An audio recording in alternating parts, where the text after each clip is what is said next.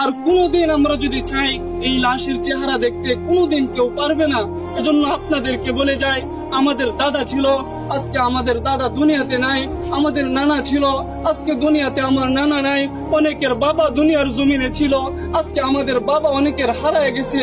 এজন্য আপনাদেরকে আমি এই জানাজা থেকে একটা মেসেজ দিয়ে যেতে চাই।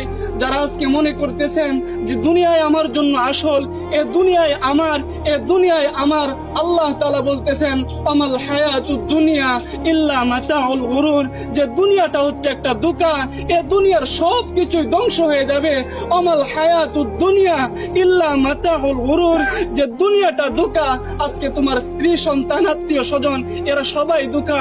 এজন্য মুহতারাম হাজরিন, দুনিয়ার মুখ থেকে আজকে আমরা আমাদের চেহারা, আমাদের দিল, আমাদের কলব আজকে আমরা আল্লাহর দিকে ফিরাইয়া দেই। যে জিন্দেগিতে যত গুনাহ করছি, আজকে এই জানাজা থেকে আমরা প্রতিজ্ঞা করতে চাই আর গুনাহ করব না।